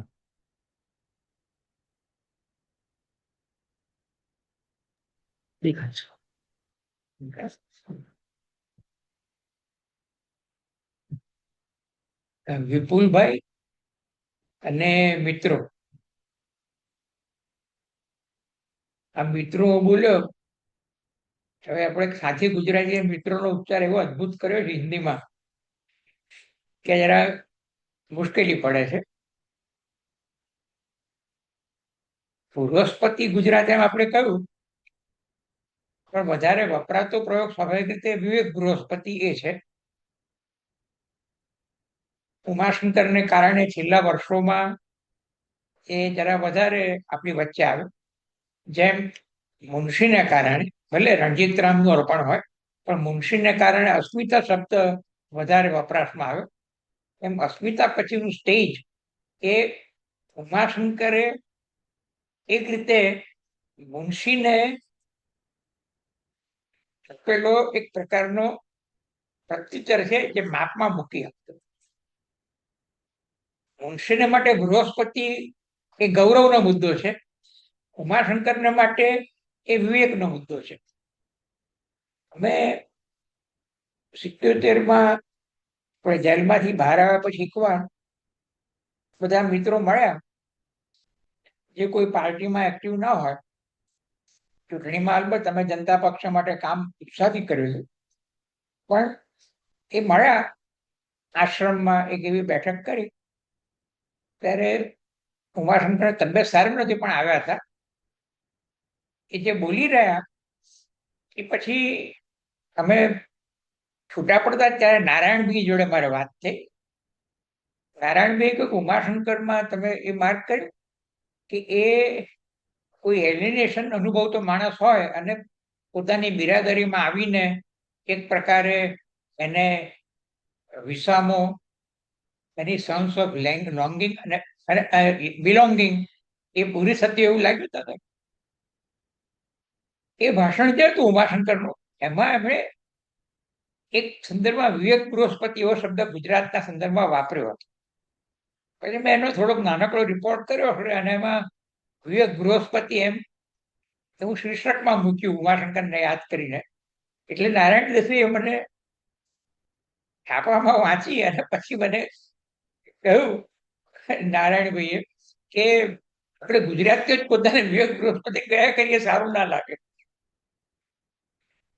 એટલે મેં કહ્યું કે બરાબર છે, પણ ઉમાશંકર જે રીતે કે છે એ ખરેખર છે કે આપણે વિવેક બૃહસ્પતિ છીએ કે નહીં એ ટંટોળવા માટે કે છે. એકચ્યુઅલી એ દાવો નથી કરતા, એ આપણને જરા કોદો મારે છે વિચારવા માટે. અને આપણે ગુજરાત કહે છે, તમે આખી ખૂબી જુઓ. હમણાં ઉમાશંકરને ટાંક્યા સલીલભાઈએ કે એ તે કેવો ગુજરાતી છે, હો કેવળ ગુજરાતી. અને ગુજરાત રાજ્ય રચાયું ત્યારે એમને સ્તોત્ર લખ્યું હતું. સળંગ 4 રચનાઓ એ મેં એમને મોડે 30મી એપ્રિલ એટલે 1લી મે ગુજરાત અસ્તિત્વમાં આવવાનું છે અને 30મી એપ્રિલે રાત્રે ખાસ કવિ સંમેલન છે અને ઉમાશંકર ને મોડે મેં 3 કે 4 ગુજરાત રચનાઓ તે જ વખતે લખાયેલી. પછી સંસ્કૃતમાં નીચે મેં રચનાની તારીખો જોઈ, તે પરથી કહું છું. હવે એમાં એન્ટી ક્લાઇમેક્સ શું હતી? મેં મુનશી અને ઉમાશંકરને હમણાં યાદ કર્યા. એમાં એન્ટી ક્લાઇમેક્સ એ હતી કે જેમ મુનશી ઉર્વિશભાઈએ કહ્યું કે એ વખતે ગુજરાત રાજ્ય અલગ મહાગુજરાત આંદોલન જે હતું એના સમર્થક એ રીતે નહોતા. એ કહેતો હતા કે મારી મૂળ દલીલ તો એક જ હતી કે આપણે ગુજરાત કોઈ પણ જગ્યાએ ગુજરાતનું એક ભૌગોલિક એકમમાં હોય, ભલે મુંબઈના ભાગ તરીકે હોય, પણ એનું એક એકમ હોય. આ એમનો એ પછીનો તર્ક હતો, પણ એ તો તર્ક જે હોય તે. પણ હું જે વાત કરતો હતો કે ઉમાશંકરે ગુજરાતના સ્તોત્રો લખ્યા, એક જમાનામાં મળતા મળી ગઈ મોંઘેરી, એ વાત કરી હશે. અને આ રાજ્ય રચના વખતે, આ રાજ્ય રચના, એના પર મારો ખાસ ભાર છે. કારણ ઉમાશંકરને જાણનારા એમને ખ્યાલ હોવો જોઈએ કે એ ગુજરાત રાજ્યની રચના અંગે ઉત્સાહી નહોતા. આ આપણે ભાગ્યે જ આ વસ્તુ ચર્ચીએ છીએ. એટલે એમને ગુજરાતી તરીકે એ અમુક જ પ્રકારનું પેલું પણ એક સાંકડી વ્યાખ્યા કે એ કશામાં નહીં, અને એક વ્યાપક એમાં. એટલે એમને મુંબઈ દ્વિભાષી અને આંદોલન મહાગુજરાત, તો એ મહાગુજરાત આંદોલનમાં ધારો કે નર્મદ હોત અને એમ કે કડખેજની જેમ નીકળી પડ્યો હોત, ઉમાશંકર ક્યાંય એવું ગુજરાત રચના માટેનો એવો આગ્રહ એ એમાં દેખાતો નથી. એટલે એમનો જે ગુજરાતી છે, એટલે એમને અભિમત એ કોઈ એ રીતે બંધનમાં છે નહીં, સાંકળાયેલા. આ મારું એક પહેલું અવલોકન. અને એટલે એમને જે વિવેક બૃહસ્પતિતાનો એમનો ખ્યાલ છે તે આમાં સાંકડામાં નહીં સમાવવાનો. અને ભૂમાથી મોટું કોઈ સુખ નથી, એ ઉપનિષદ વચનનો છે એમ મને લાગે છે. એટલે અહીં 2002 ના ઉલ્લેખો થયા, એમાં ગુજરાત આવું કરે, ગુજરાતમાં આવું થાય. અદભુત તો 1992 જ થયું હતું, જયારે અયોધ્યામાં ધ્વંસ થયો. એ વખતે આપણા પોપ્યુલર જર્નાલિઝમમાં એવા ઉત્સાહથી લોકોએ લખ્યું હતું કે કોણ કે છે ગુજરાતીઓ દાળ ભાત ખાવું છે કે. મને લાભશંકરે કહ્યું કે દાળ ભાતમાં જે પોષક તત્વો છે એ ઘણા છે, એને નકારી કાઢવા જેવું નથી. આ તો વીર રસ હતો ને કે ગુજરાતીઓ એમ કે દાળ ભાત ખૂબ છે, ઢીલા છે, જુઓ કેવું આપણે અયોધ્યામાં કરી શકીએ. તો આ એ ગાળો આપણે 2002 નજીક છે, હજુ હવે 25 વર્ષ હજુ હવે થશે એને. પણ 1992 એ 90-92 થી ઉમાશંકર તો ત્યારે નહોતા, પણ આપણે વિવેક બૃહસ્પતિ છીએ કે નહીં એ પ્રશ્ન એ ખરેખર સામે આવ્યો. અને બહુ ખરાબ રીતે, બહુ કડંગી રીતે ગુજરાતને વાચા આપનારા, તથાકથિત ગુજરાતને તથાકથિત વાચા આપનારા, નાનો ચલાવનારા, અને જે અવાજો આપણી વચ્ચે આવ્યા,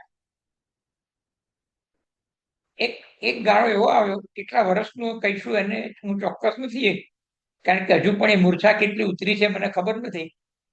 પણ હું બહુ વિવેકપૂર્વક અને એક આપણે અભ્યાસના ધોરણે વાત કરીએ છીએ એ રીતે, અને એક સાથી નાગરિક તરીકે જાત તપાસની રીતે, કે ગુજરાતનો જે વિમર્શ છે એ તમે વિચાર કરો, આપણે સાથે વિચારીએ કે આ જે માણસો, મોરારી બાપુ, નરેન્દ્ર મોદી, ગુણવંત શાહ અને અડધા સચ્ચિદાનંદ, આ 3.5 માણસોએ ગુજરાતને ખરેખર શું વિચાર કરતા આપ્યું, શું બતાવ્યું. આજે ગુજરાતના પ્રતિનિધિ કોણ? એ વિરલ પ્રતિભાવો તો આપણે અત્યારે ઇન્દ્રપ્રસ્થમાં વિરાજમાન છે, પણ જવા દો. પણ હું જે મુદ્દો કરતો હતો એ આ છે કે એમનો આખો વિમર્શ તપાસો, જેને આપણે તમે સદગુણોનો કોથળો કહો એવી વાતો. એક બહુ જ જેને કહીએ કે ભાવનામય લાગે એવી વાતો, કઈ ભીનું સત્ય, કઈ ખલેલ, અને આ બધું, અને 100% અને આ બધું વેર ડુ ધે લીડ અસ? પ્રશ્ન ડાયસ્પોરા તરીકે જરા જુદે છેડેથી મને થાય છે, જરા જુદે છેડેથી. જયાબેનની વાત આપણે કરીએ છીએ, કોઈ દિવસ મારે એવો નિકટ પરિચય કે ચર્ચાનો પ્રસંગ ન મળ્યો છું, પણ એવો નિકટ પરિચય કે ચર્ચાનો પ્રસંગ ના આવ્યો કે એ એમના અંતિમ વર્ષો એ વિશ્વ હિન્દુ પરિષદમાં હતા. એમાં એમને શું સોલેસ મળતો હશે? રવિશંકર મહારાજના એક પુત્ર છે, એ પણ વિશ્વ હિન્દુ પરિષદમાં એકદમ ઉત્સાહથી વહી ગયા હતા. ડાંગના નાયક બંધુઓ, એમાંના એક બંધુ પણ વિશ્વ હિન્દુ પરિષદમાં વહી ગયા હતા. તો ગાંધી, સરદાર, અને માત્ર બે જ નહીં, માવરંકર, ઇન્દુલાલ, આ બધાનું જે ગુજરાત, એમાં એવું શું ખૂટ્યું કે એક મજબૂત યુનિયનિસ્ટ જેવા બહુ ઉભરેલી પ્રતિભા જયાબેનની, એમને ત્યાં સોલેસ મળ્યું. એટલે આપણે સચ્ચિદાનંદ તો એક અદભુત દાખલો છે. એમણે જે પ્રવેશ કર્યો એ બહુ જ અપીલિંગ પ્રવેશ હતો. આ છેલ્લી ટ્રેન છે, આઈ સ્ટીલ વિવિડલી રિમેમ્બર ઇટ.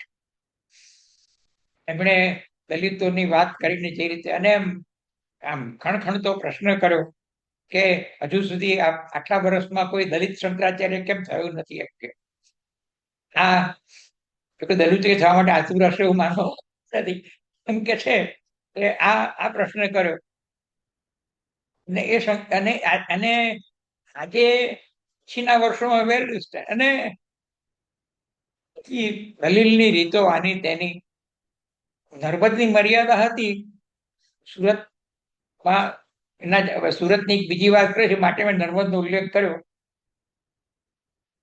નર્મદે લશ્કરી તાલીમ અને લશ્કરમાં ભરતી થવાનો મહિમા કરતું લખ્યું છે, પણ એ લખતી વખતે આજે આપણને કોઈને યાદ કરવું ન ગમે એવી એક દલીલ કરી છે, કારણ કે એ એના ચોક્કસ ઓડિયન્સ સંબોધતા હતા, અને એમાં જ એ પણ અમુક રીતે બંધાયેલા હતા. એમણે એમ કહ્યું છે કે આપણે બધા લશ્કરમાં નહીં જોડાઈએ તો દલિતો જોડાઈ જશે. આઈ એમ કોટિંગ નર્મદ. આ જે પણ એ એટલા વર્ષ પહેલા, પછી ઘણા દાયકાઓ પછી એ જ સુરતમાં કે ક્યાં આસપાસના પ્રદેશમાં પેલો મોટો લાડુનો પ્રસંગ બન્યો હતો. પાટીદારો બધા ભેગા થયા, કટિંગ એક્રોસ ઓલ ધેર, લેવાસ કડવાસ બધા, અને એક મોટો લાડુ બનાવ્યો. નીરવ પટેલે એના પર કવિતા પણ લખી છે, અને પટેલ નીરવે અંગીકાર કરેલી અટકનો લાભ લઈ લખી હશે, પણ છે એ અને ત્યાં એ મહાલાડુ અને સચ્ચિદાનંદનું સંબોધન શું હતું? એમણે બહુ સરસ વાત કરી કે ભ્રૂણ હત્યા ના થવી જોઈએ ને. પછી કહ્યું કે નહીં તો શું થાય, તમને સમજ પડે છે? તમારે પટેલોના કુટુંબમાં છે, આદિવાસી છોકરી લાવવી પડે પરણવા માટે. ભ્રૂણ હત્યા ન થવી જોઈએ બરાબર છે, પણ ન થવાના કારણમાં તમારે પછી પેલી આદિવાસીઓને લાવવી પડશે. તમારે ત્યાં સમજાય છે તમે, અને તમે લાવો જ છો ને, તમે શું સમજો છો? આ મને બહુ એક, જેને આપણે એ ગુજરાતમાં સ્વતંત્ર વિચાર કરી શકે એવા માણસો તરીકે જોયા, અને એક પીરિયડમાં એમને જોયા, એ બધાને તમે આ તપાસો તો મને એકવાર દર્શકે, અત્યારનું નામ નથી કહેતો, સરસ વ્યક્તિત્વ, પણ એમણે કહ્યું કે આનું પણ એવું થાય છે કે scratcher and she is a Hindu. આ હિન્દુ, એ પેલું પોલિટિકલ હિન્દુઇઝમ આવ્યું, એને કારણે દર્શકના મનમાં એક તીવ્ર પ્રતિક્રિયા હતી. પણ એ બધા જ આજે સચ્ચિદાનંદ, મોરારી બાપુ, નરેન્દ્ર મોદી તો ઉઘાડો કેસ છે, અને આપણે આ ગુણવંતભાઈ જે સૌથી વધારે વંચાતા ગણાય. 2002માં તો એકવાર ચંદ્રકાંત બક્ષી ખાસ મીઠાઈ લઈને ગુણવંતભાઈને મળવા ગયા હતા, બક્ષીના મોઢેના વર્ણન સાંભળો તો એ લગભગ એટલા ઉત્સાહથી કરતા જેટલા શેરીફ થયા અને કેવી રીતે ગાડી જાય અને બધું. આપણને તો આવડે પણ નહીં બક્ષી જેવું વર્ણન, પણ એ જે કરતા હતા, કાં સૌરભને આવડે પણ આમ એ જે કરતા હતા તો લગભગ આપણે બે સૌથી વધારે વંચાતા લેખકો છે એનો મહિમા કરવા એ ગયા હતા. એટલે મને વિચાર આવે છે કે આજે બક્ષી પણ મેં ઘણું રસ્તે વાંચ્યું હશે, ગુણવંતભાઈને પણ એક કાળે સરસ રસ્તે વાંચ્યા છે એનાથી. પણ એ બધા એ એવું તો શું થયું કે એ એમનું એમનું આખું દર્શન કે અભિગમ એક પ્રકારે આમ સંકીર્ણ બનતા ચાલ્યા. એટલે બૃહસ્પતિની આગળ જે વિવેકનો પ્રયોગ છે તે, અથવા ઉલટું જે ઉર્વિશભાઈએ કહ્યું તે શુક્રાચાર્ય બૃહસ્પતિ, એ શુક્ર બૃહસ્પતિ, એ પ્રશ્ન ઉભો કરવો પડે. કારણ કે હવે એ સમય પાકી ગયો છે કે આપણને એની કળ વળે. આપણે બહુ દાયકાઓ એક એવી રીતે વહી ગયા છીએ કે તે શું છે, આપણી જે બૌદ્ધિક અપીલ છે એમાં માણસને સેન્સ ઓફ બિલોંગ નથી લાગતી. એને ક્યાં જાય છે કે શું શોધે છે. પેલો કાછીઓ હતો, અમારા એક મિત્ર કે અમારે ત્યાં કાછીઓ આવે છે એમ કે 2002 અને 1992 ની વચ્ચેની વાત કરું છું. એ કે છે કે હું બજરંગીમાં છું ને એની પાસે પેલું ત્રિશુળ કે જે કઈ ભેટ આપતા હશે એ પણ હતું એમ કે. તો એ જે પેલો શાકની લારી વાળો, એટલે એને કારણે he sort of found out station in life. આ બહુ સમજવા જેવું છે. આપણે આપણી અત્યારની સમાજ રચનામાં અને આપણા અભિગમમાં એક માણસને સ્ટેશન ઇન લાઈફ એનો અનુભવ નથી કરાવી શકતા. એટલે એ ક્યાંક આધાર શોધે છે અને એ ક્યાં જાય છે એ બહુ જ વિચાર કરવા જેવું છે. જીવનમાં રાજકારણના એમાં પણ સુમિત્રાબેન કુલકર્ણી એ ભાજપમાં જોડાયા, ગાંધીજીના પૌત્રી આમ તો, એટલે ગુજરાતી પણ કહેવા પડે એમને. અને એ જોડાયા પછી એમણે મુલાકાત આપી, એમાં કોઈ કે આ વિચારધારા અને ગોડસેના કનેક્શનની વાત કરી તો એમણે કહ્યું કે બાપુજીએ તો હંમેશા આપણને ક્ષમા રાખવાનું શીખ્યું છે. એટલે એ કયા બાપુજીને કઈ ક્ષમા મને તો ખબર નથી કે એમણે આ પ્રકારની વિચારધારા સાથે સંકળાવવું અને એનું જસ્ટિફિકેશન આપવું. એટલે આજે આપણે ગુજરાતી તરીકે આપણે મહાન અને ગુજરાતની પ્રજા કેવી મિલનસાર, એ તો તમે જૂની પંક્તિઓ વાંચો ને, ગુજરાતને તો ઉર્વિસાર કહ્યો છે, પૃથ્વીનો સાર. અને મમ્મટે જે અલંકાર શાસ્ત્રની વાત કરી છે એમાં જે અમુક ઉલ્લેખો સ્ત્રીઓના પરિધાન અંગે કર્યા છે એ કે ગુજરાતી સાડી એનો અર્થ એમાંથી વાંચવો, એવું પણ કદાચ નાના લોકો કોણે, હું ભૂલી ગયો છું, એને લખ્યું છે. ભાઈ આ બધું ખરું પણ આજે આપણે વેર ડુ વી સ્ટેન્ડ? આપણી પાસે ધારા નથી, વિચાર્યું તો છે નહીં. મુનશીની હું ટીકા કરું છું તો પણ આપણા મેઘનાથ છે એમની જેમ અસ્મિતા અને ભસ્મિતાનો પ્રયોગ કરીને કૃષ્ણ જો 2002 જે બન્યું અને બધું જે કાળઝાળ થઈ બધું થયું ત્યારે મેઘનાથે લેખ લખેલો દર સેમિનારમાં આવ્યો હતો. એ સેમિનારમાં આશીષ નંદીનો પણ નરેન્દ્ર મોદીની એક ફેસિસ્ટ તરીકેની આખી ચર્ચા કરતો એક પ્રકારનું રિવ્યુલેશન જેવો, કારણ કે he had met Narendra Modi when he was so to say nobody. સંઘમાં પ્રચારક હશે ક્યાંક પણ કોઈ એવી મોટી હસ્તી નહોતા.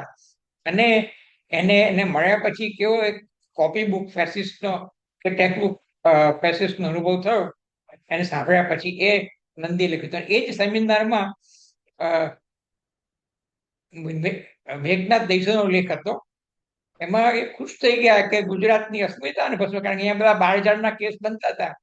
અને પેલામાં આપણે મુનશી એ છે તે આની વાત લખી છે ખંભાતમાં જે બધું બાળ્યું, ઉદા મંત્રીની લેખક છે, જે આખું એક પેલો અગ્નિકાંડ થયો એની વાત. એટલે પણ ઇવન મુનશી હેડ સમ સેન્સ. એમણે જયારે વાર્તા લખી ત્યારે મુનશી એક બારી રાખી હતી, કારણ કે એ છેવટે તો આવતીકાલે ગુજરાત જે દેશનું બંધારણ ઘડાવવાનું હતું એના ઘડનારા પૈકી અને મોડર્ન સ્ટેટના એક અભ્યાસી માણસ હતા. મુનશી છે એ પેલી જે ભસ્મિતા છે ત્યાં અટકતા નથી. એ જયસિંહ દેવ ક્યારે મહારાજ ગણાય, ક્યારે રાજા બને, તો જયસિંહ દેવની કીર્તિ ક્યારે પ્રસરે અને એનું રાજત્વ ક્યારે સ્થાપિત થાય, ક્યારે વાસ્તવમાં અભિષિક્ત થાય, તો ખતીબને ન્યાય આપે એથી. ખતીબનું પાત્ર છે એ લઈ આવ્યા અને દરબારમાં એને ન્યાય અપાવ્યો. એટલે મોડર્ન સ્ટેટ છે એના અમુક ધોરણો છે.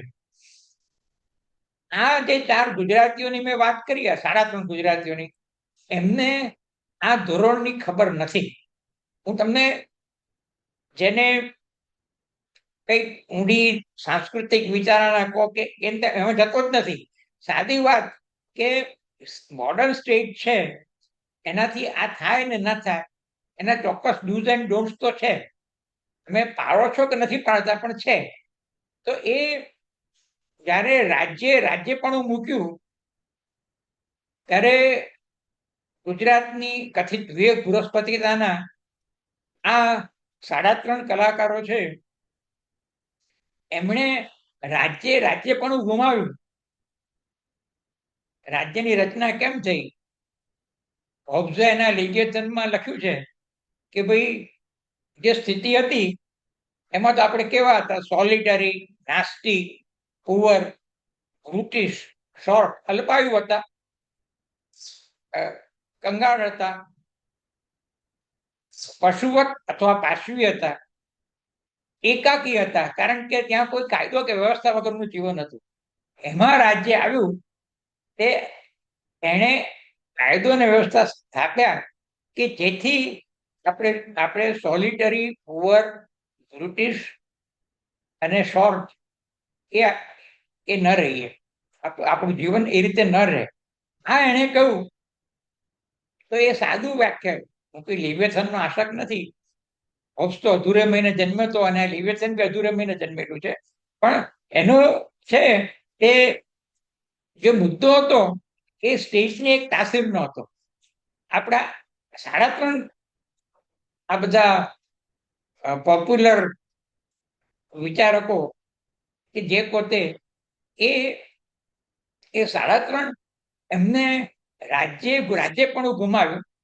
છતાં રાજ્ય નાગરિક તરીકે હું ને તમે સોલિટરી, નાસ્તી, પુઅર, બ્રિટિશ, શોર્ટ એ પરિસ્થિતિનો આપણા જીવન અંગે અનુભવ કરવા માંડ્યા. છતાં રાજ્યવિહીન અવસ્થામાંથી રાજ્યમાં સંક્રાંતિનું શું લાભ, અને છતે રાજ્ય આપણી અનવસ્થા. પણ આપણા વિચારકો જે વસ્તુ ગાંધી કે પટેલ કે રવિશંકર મહારાજ એમનું ગુજરાત સમજતું હતું, એ અથવા એ વખતે જે વર્તાવતું હતું એની સામે આ બધા ક્યાં ગયા? અને જ્યારે પોપ્યુલર અને કેવું, એક બીજા પણ એક કલમ નવી બિચારા હવે સ્વર્ગત છે, પણ એમણે એમ લખ્યું કે ગુજરાતે છે તે 19મી સદીમાં દયાનંદ સરસ્વતી આપ્યા, 20મી સદીમાં મહાત્મા ગાંધી આપ્યા અને 21મી સદીમાં નરેન્દ્ર મોદી આપ્યા. આ જે મહિમા એક સામાન્ય વિવેક, તમે આપણે સમકાલીન નવું નીકળ્યું ટેબ્લોઇડ આવતું હતું ત્યારે છેલ્લે પાને સુવિચારનું એક બોક્સ આવે અને બાકી ફિલ્મ ગોસિપ આવે. ત્યારે એક વાચકે સમકાલીન તંત્રને લખેલો પત્ર હતો, તો કે હસમુખ ગાંધી પોતે પત્ર લખી શકે એવા હતા. કોઈ વાચકે લખ્યો હતો કે ભાઈ તમે આ સુવિચારો છાપો છો અને જોડે ફિલ્મની ગોસિપ છાપો છો, કે સતયુગ અને કળિયુગ વચ્ચે એક પાનાનું અંતર રાખો. તો આ 3.5 માણસોમાં એક એક સળંગ જે ચાલ્યું અને કેટલી ખપત ને કેટલો એનો એ અને બધાનું અને જે એટલે મને એમ લાગે છે કે જે અત્યારે કહું છું કે જરાક પેલો ઉદ્રેક જેવું છે, એક પ્રકારનો ઉભરો છે, પણ આ ખરેખર આપણી જે ટ્રેડિશન છે, જેમ મુનશીને પણ સમજવા માટે એક જે બારી ખુલ્લી છે એની મેં વાત કરી, પણ ઉમાશંકર અને દર્શક મેઘાણી આ 3 તો આપણી વચ્ચે અને છેક દર્શક તો હમણાં સુધી હતા, 2001 સુધી. ઉમાશંકર 1989 સુધી આપણી વચ્ચે, 88-89 સુધી હતી આપણી વચ્ચે. અને એટલી ઝડપથી આ બધું જ ચૂકી જઈએ છે. મહારાજની શતાબ્દી આવીને ગઈ, મહારાજ 100 વર્ષના થયા અને ગયા, પણ આ એક વસ્તુ જાણે કે હવે is it a loss case? હું આને લોસ કેસ નથી માનતો. હું એમ માનું છું કે અત્યારે જે પ્રવાહો ચાલે છે, ભલે ગુજરાતમાં કે ગુજરાત બહાર, અને એને જે એક લાંબો વખત એક કેપ્ટિવેટેડ માઇન્ડ જેવી સ્થિતિ હતી, એ નજરબંધીમાંથી બહાર આવીને જે અત્યારે જંતર મંતર કે બીજે જે પ્રકારના એ થઈ રહ્યા છે, ઇવન કોંગ્રેસ તરીકે રાહુલને એની જે અત્યારની બધી યુવા એ છે, તમે જુઓ અલ્હાબાદ, કોટા, દહેરાદૂન, જે ગ્રેટ અફસર, આ જે છે એ કદાચ મોડો પેલો ગુજરાતને પણ ધક્કો મારશે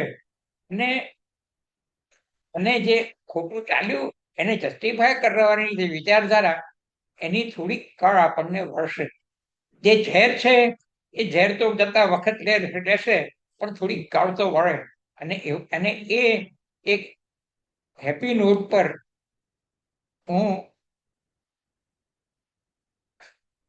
શુક્રાચાર્ય લાગતા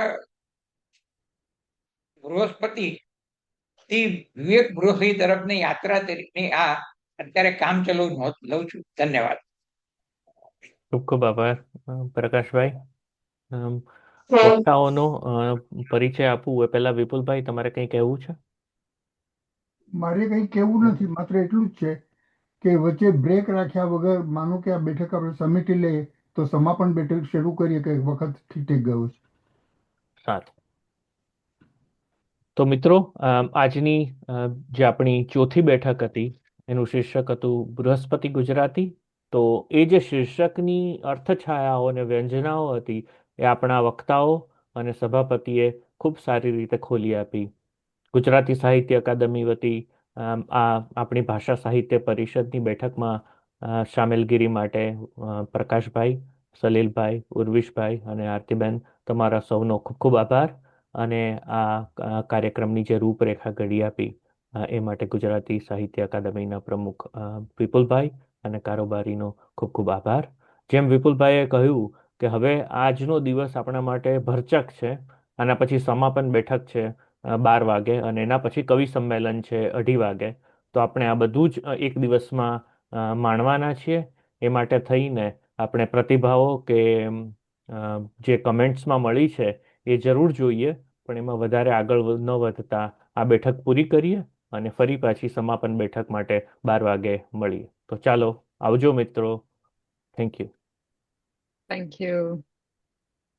આવજો. ખૂબ ખૂબ આભાર. આવજો. હા.